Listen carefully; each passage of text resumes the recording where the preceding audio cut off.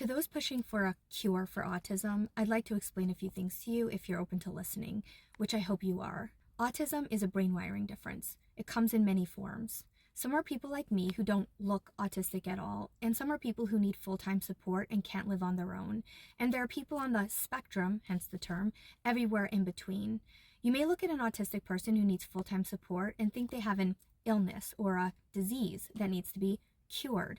But I'm going to share some things with you that I hope will cause you to reconsider. The reason autistic people like me and autistic people who need full-time support are both considered autistic is that we both share the same underlying challenges for the same underlying reasons, our autistic brain wiring. We both struggle to understand social rules and expectations. We both have unusual ways of interacting with others.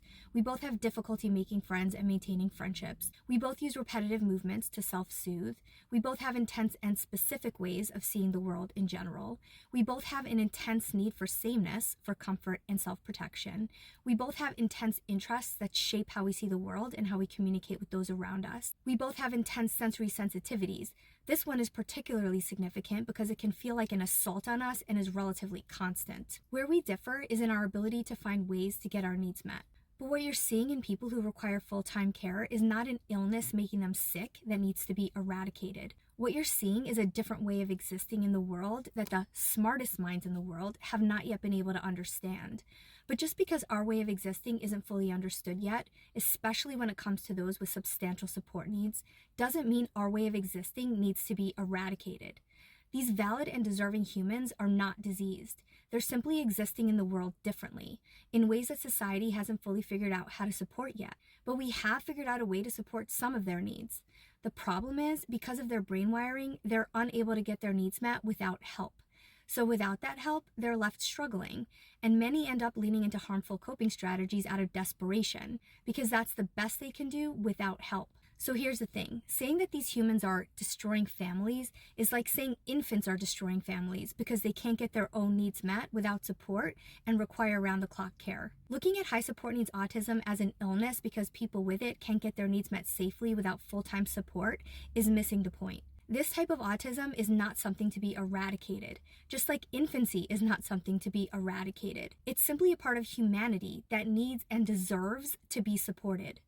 And lastly, we learned many years ago that a person born LGBTQ+ cannot change the way their brain works.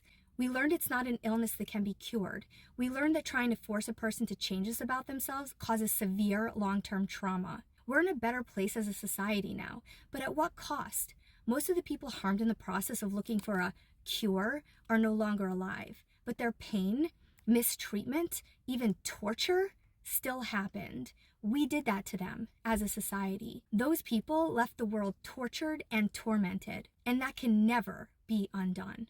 So if you're wrong about this, like they were wrong about that, if you continue treating autism as a disease and try to eradicate it like they try to eradicate gayness through things like gay conversion therapy, just think of the harm you'll be causing real humans, good humans, kind humans, wonderful humans. People who deserve to be seen and respected as humans, not walking diseases who are destroying families. If you've made it here with an open heart and mind, thank you. I hope you'll take these thoughts with you and reconsider your perspective.